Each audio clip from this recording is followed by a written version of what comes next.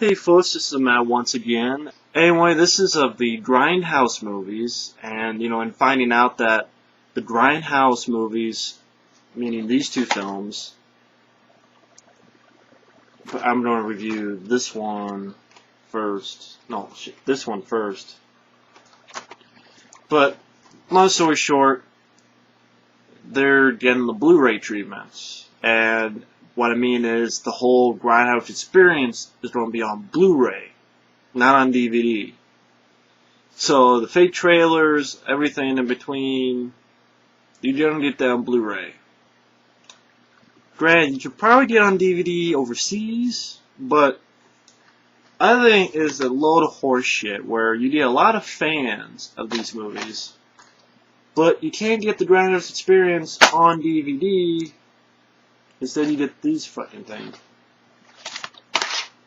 It's 2 discs, but to be honest, there's no reason why these should be 2 discs, to be truthful. But anyway, I saw Grindhouse in the theater.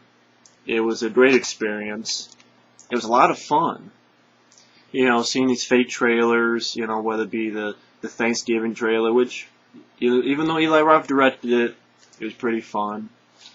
Machete, which actually has probably come out by the time I upload this. Don't from Edgar Wright. That stupid Rob Zombie one, Werewolf Women of the SS, that was a shitty one in my opinion. But it was a great experience, the Grindhouse sort of like the look of the films and, the fake trailers before it. I'd seen 2 movies for the price of 1. It was a lot of fun. It was very entertaining. It's too bad that Grindhouse was a flop, because it would have been great to see more of that type of thing.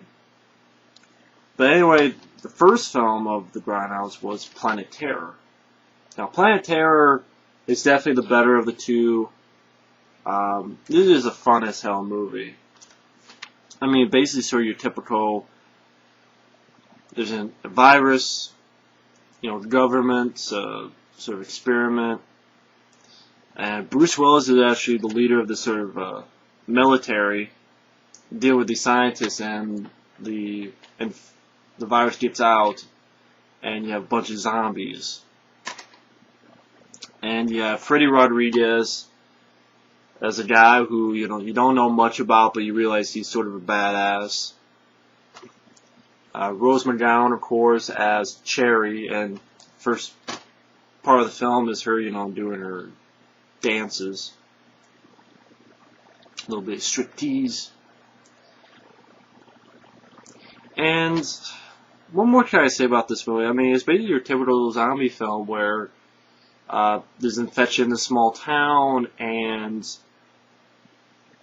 I just about what I like about the movie, because the basic plot, I mean, it's infection, they try and get out, then they deal with the military, and then basically it's all out battle at the end, and they escape to, another area of the world. But Planet Terror, it's a lot of fun because A, it's just gory as hell.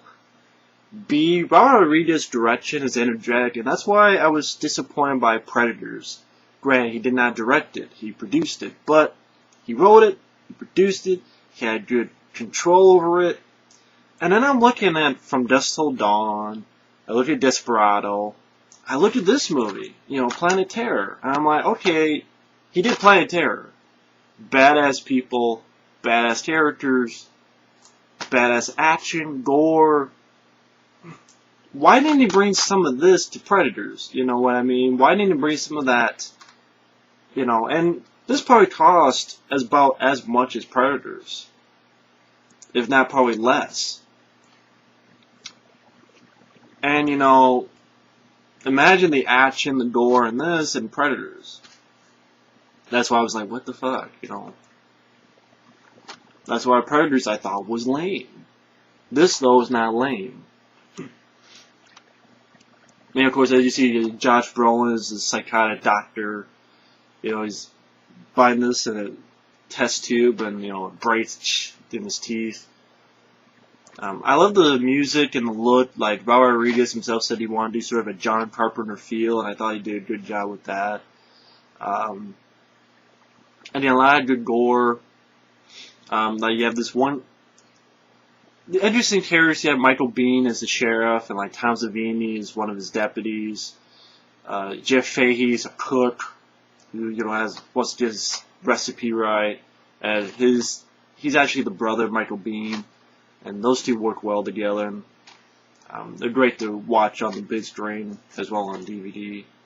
Freddy Rodriguez did a good job as the main guy. Rose McGowan, she did a good job too as well. And you have little stories like the doctor is also with this girl who has like a little gun, sort of a needle gun. And like Josh Bowen gets bitten, and they're going. He's trying to get his girl and also her kid. They get into a car like one point, and she gives a gun to a little kid and shoot anyone who comes by. Yes, especially Daddy. She walks out, hears a gunshot, and the kid is blowing his brains out on accident. And man, that was that was ballsy to put in the movie. Not something you really expect, And I think her dad is Michael Parks, who is also in From Dusk Till Dawn. And he's playing the same type of character because he's also in Death Proof. It's kind of the same character, which doesn't make sense because if you're trying to tell me that this takes place before From Dusk Till Dawn, because if From Dusk Till Dawn Michael Parks dies, then it doesn't make sense, It's like, okay, I know you did Michael Parks, but why is he playing the same character that he did in From Dusk Till Dawn? Unless you know what I mean? From Dusk Till Dawn, when George Clooney and Tarantino are running from the law, I don't think they have to deal with zombies, Unless this thing, you know what I mean? Like, but whatever. Don't take it too seriously, I guess. But you also have this, this other guy who's sort of the scientist guy. You can't see it well, but he's always has a fashion with cutting off people's balls, and maybe sometimes keep them in a jar, and don't take your balls,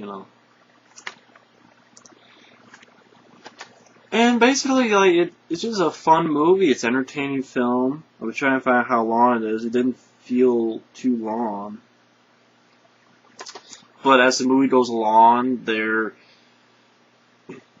near the hospital, and Rose McGowan's had her leg taken off,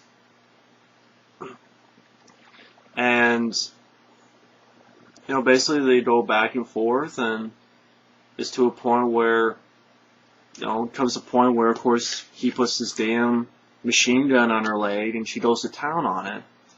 Now, granted, you could say, well, wait a minute, okay, it's cool. How the hell did she pull the trigger? Because think about it, she's shooting all this shit. She doesn't pull the trigger. So, is it through her mind? Is that mind bullets? How the hell did she pull the trigger? That's what I'm trying to think. Well, wait a minute, how the hell did she pull the trigger if you think about it?